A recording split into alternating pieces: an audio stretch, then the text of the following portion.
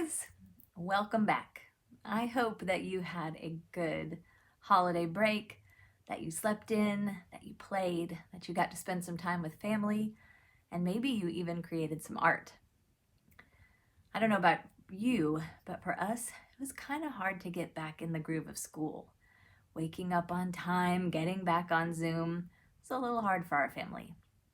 And so do you know what we do sometimes when the mornings seem hard? We make hot chocolate. We start off the morning with a mug full of warm goodness, and sometimes that makes getting out of bed just a little bit easier. So today, I thought it would be fun to make our own hot chocolate, but not the sugary stuff that we start our day with. I thought we should paint some hot chocolate. We're going to not just paint them, but we're going to use our new art supplies. Did you all get your Christmas bags? And inside of them, did you find these little treasures? Well, these are very special oil pastels. And maybe yours, let's see, I'll put mine back in the sleeve so in case you haven't opened them yet, they look like this. They slide right out, and inside, it's like finding treasure. Now, I love oil pastels because the colors are so strong. They're like superhero crayons, but they're not like superheroes in that they're a little bit fragile. They can be a little soft and they can break, but they are so many neat things that we can do with them. And for the next few weeks, I'm going to teach you some new techniques that we're going to do with oil pastels. But here's the other thing about oil pastels. They can be a little messy. We don't want to press super duper hard so that they break and crumble. We're not gonna rub them with our finger. I know sometimes people want to try to do that, but they can be just a little messy. So today I'm wearing my new favorite Christmas present. It's an apron that my daughter made me that has my business name on it. It says Kelsey Burke Created, because you guys know that I'm an artist and an art teacher. So I have my apron on in case I need to wipe my hands today. But maybe you need to push up your sleeves, maybe put down a piece of newspaper or a piece of scratch paper on your work surface in case you make a mess. Maybe know where the trash can is so that you can dust off some of your pastel crumbles if you need to. But we're going to use the oil pastels to make really fun mugs of hot chocolate. So all you need today are a pencil, a piece of paper, and your brand new oil pastels. Make sure if yours still has the plastic on it that you take the plastic off and get them all ready. And let's draw together even while we're apart. Here are some examples of other artists' mugs of hot chocolate. Notice the bright colors, the whipped cream, maybe even the marshmallows on top, but these might serve as inspiration for our art pieces today.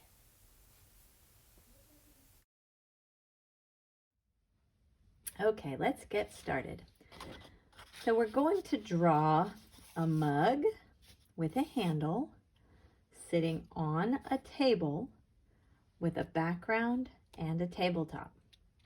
First thing we're going to do is draw our mug. And the mug is really easy, even though it looks a little bit complicated. We're going to draw just some simple shapes. So let's trace them with our finger first. The top of the mug cup is an oval. Now here, let's see, I've got my coffee cup right here. You can look right inside my coffee. Now, when you look straight down into my coffee cup, it's a circle, but we're looking at it at an angle. And so see how that circle, when we look at from the side, becomes an oval? So we're going to do the top of our hot chocolate cup as an oval. We're going to come down with some straight lines. Then notice this bottom right here. It's not flat across, it's curved, and it's the same curve as the bottom part of our top oval. So we're going to be mindful of that when we draw that part. And then we're going to draw our handle. And our handle doesn't stick right against the mug. It is a rectangle. You can kind of tell that the handle is a little bit curved, and I'm going to show you how to do that. So let's start by drawing our basic mug. Grab your pencil, and right in the middle of your paper, I want you to take your finger and do an invisible drawing. My fingers have pastels on them from rubbing already, so I'm going to wipe it off on a little piece of scratch paper I have over here. I'm going to do an invisible drawing of my oval to make sure I get it the right size. I don't want it to touch the edges of my paper, but I also don't want a teeny, teeny, tiny little cup of mouse hot chocolate. So after I've done a good size oval, let's say with at least 2 fingers on either side of my paper, I'm going to draw that oval. And notice I'm holding my pencil very, very lightly. I'm not squeezing it really hard. I'm just holding it very, very lightly. And I'm drawing, see how I can kind of do what I was doing with my finger, do a very light oval right there. I'm going to do mine a little darker just for the camera, but I want you to do yours nice and light. Then we're going to draw the sides of our coffee cup, and we're going to come right to the very edge of our oval, and we're going to draw a line straight down, come over to the other side, and draw a line straight down. Again, I'm pressing hard. You can press very lightly. That way, if you don't really like how your line worked out, you can always go back and erase. Now let's get back to our invisible drawings for a minute.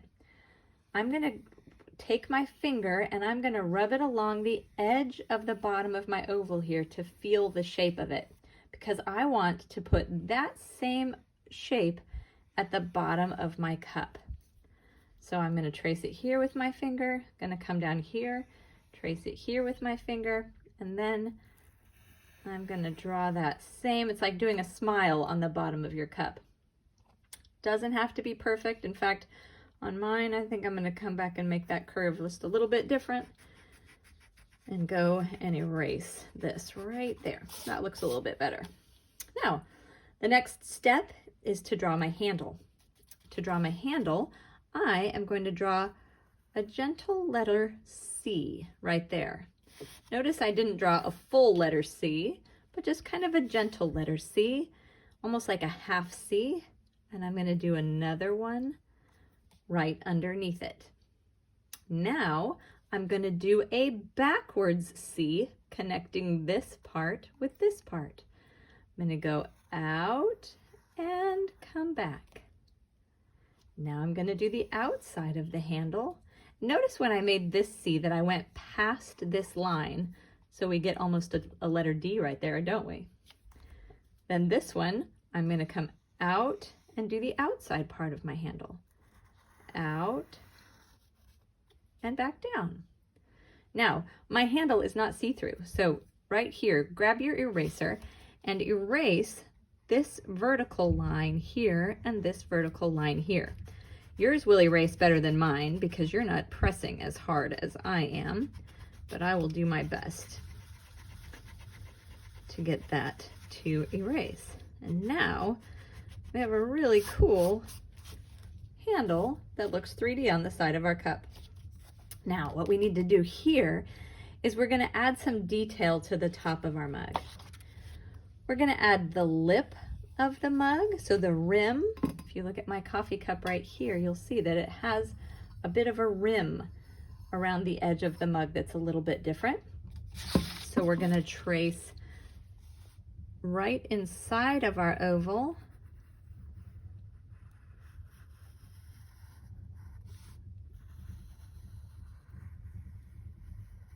And make the rim of our coffee cup, because our coffee cup, or our hot chocolate cup, you guys don't drink coffee, and with that shows us that it's a little bit thicker. It's maybe made out of pottery or glass, or in my case, mine is metal.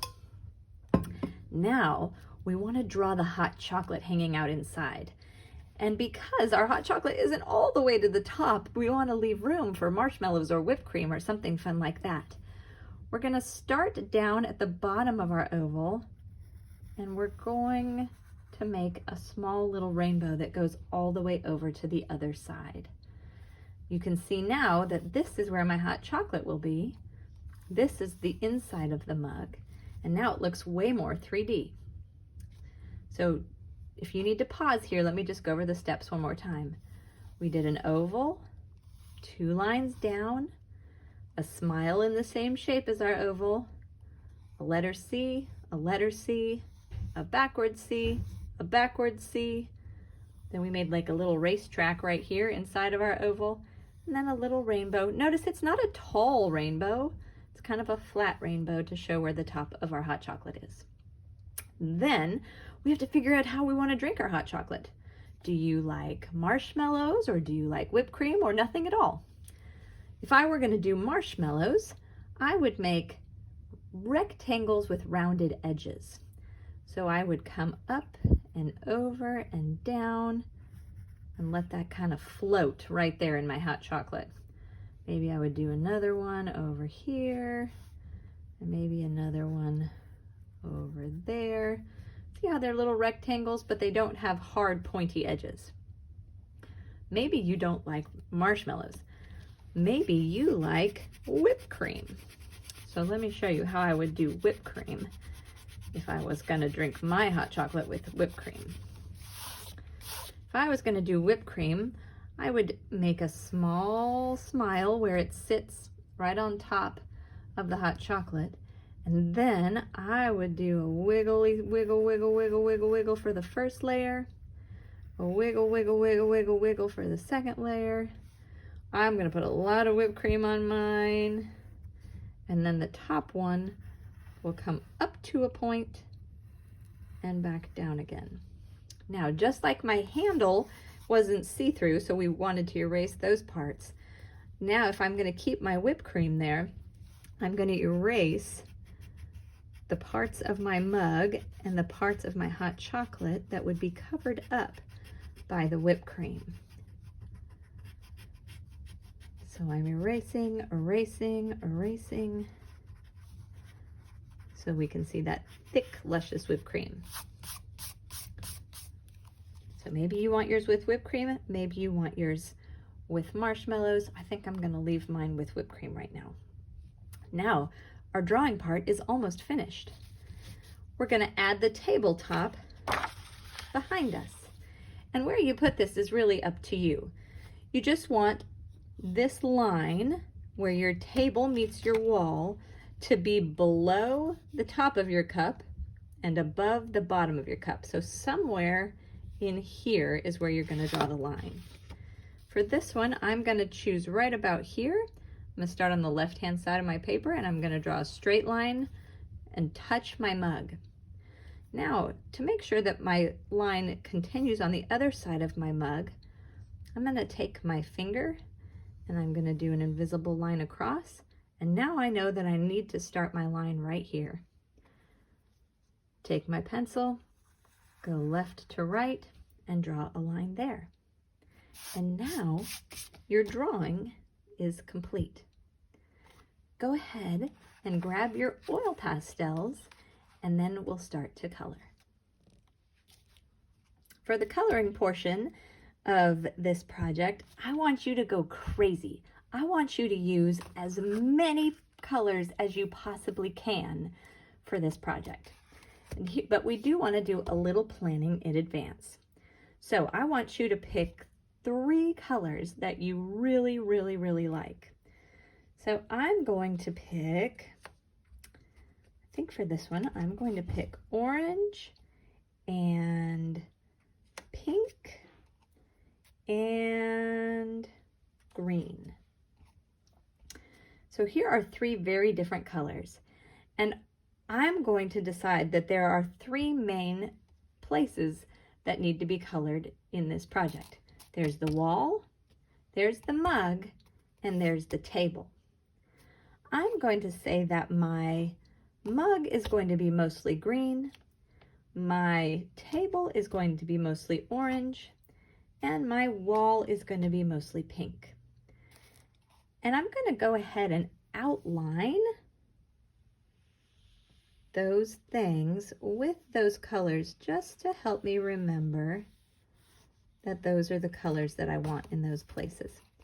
So go ahead and pick for yourself Sometimes these are a little sticky. Pick your 3 colors and outline your 3 parts with 3 main colors that you want.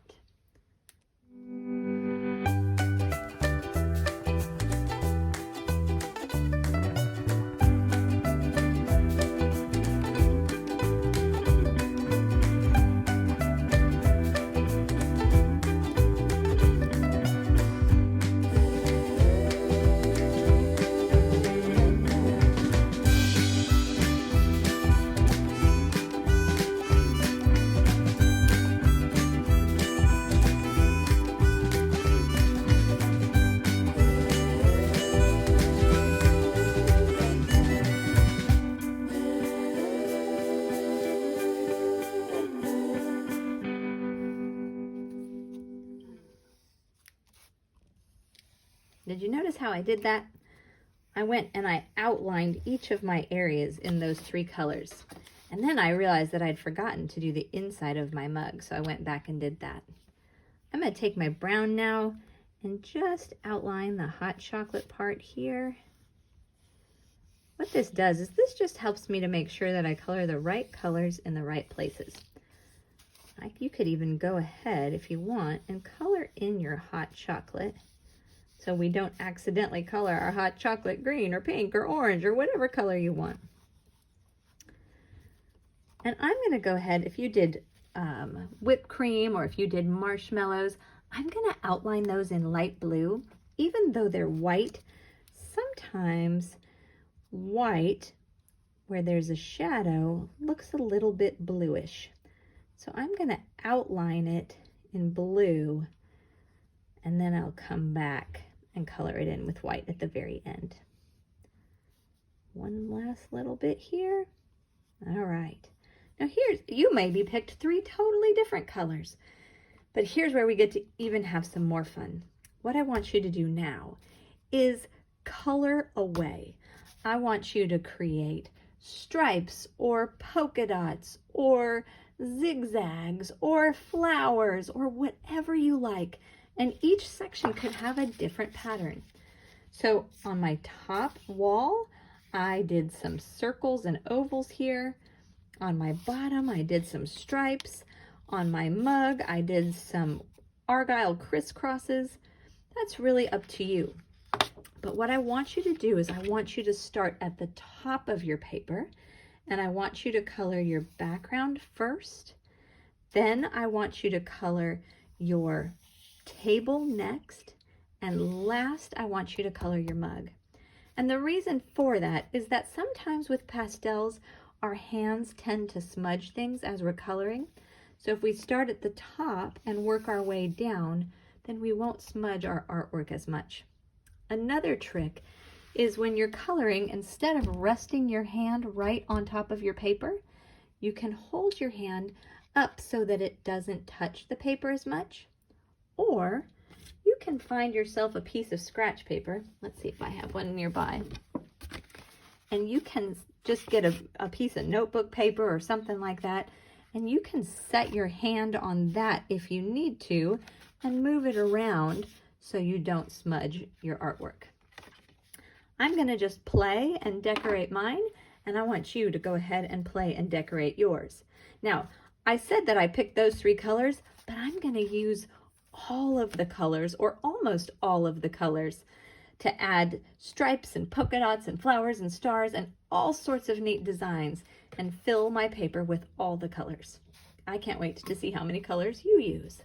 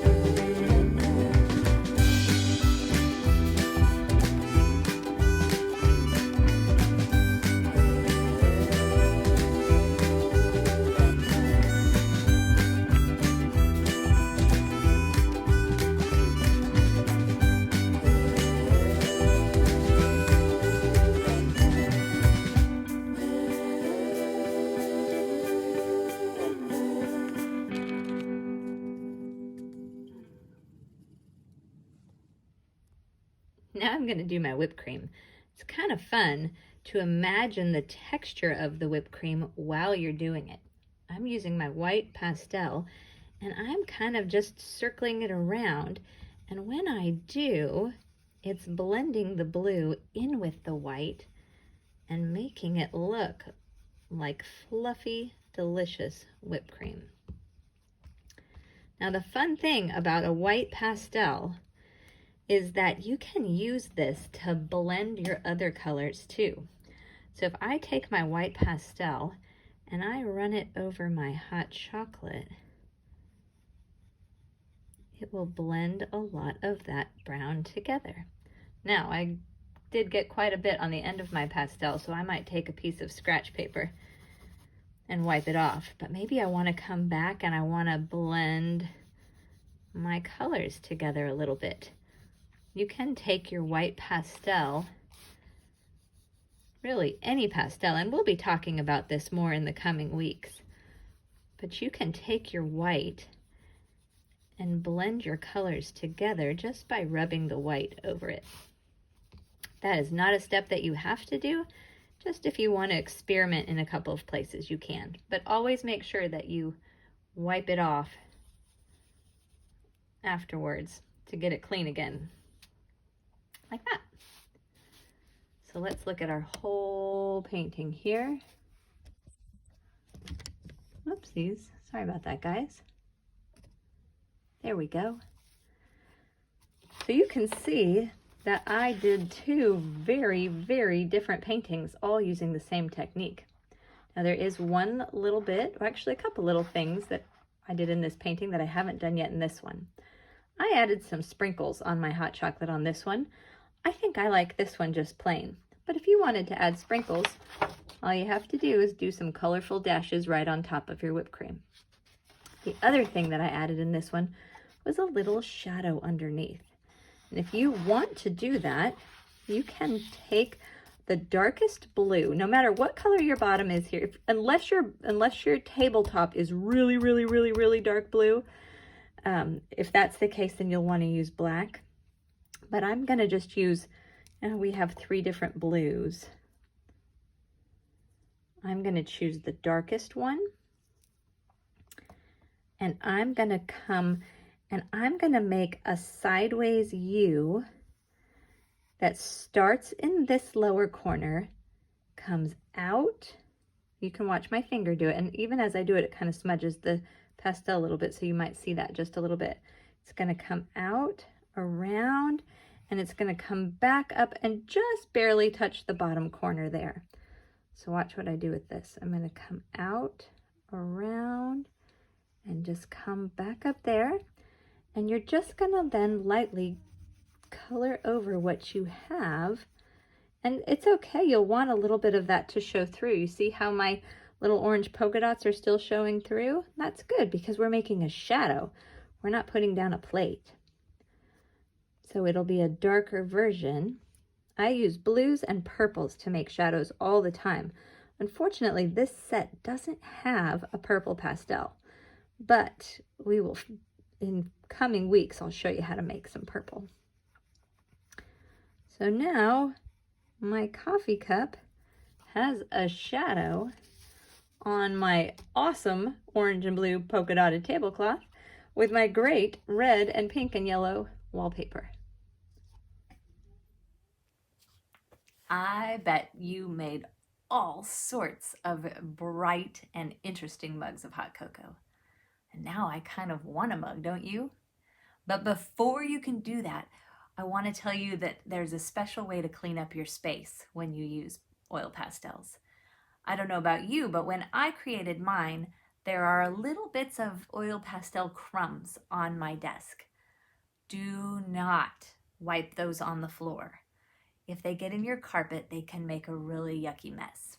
So I want you to scrape them into your hand, dust them into your hand, and carefully carry them to the trash can or even to the sink and put them in there, brush your hands off, maybe get a paper towel and wipe down your surface. Make sure that you leave your workspace nice and clean because nobody in your family wants to get oil pastels all over their clothes. They'd much rather hang your beautiful oil pastels on the refrigerator or wherever you keep your art. So once your workspace is clean, take a sip of your hot cocoa, and I look forward to seeing you again when we draw together, even when we're apart.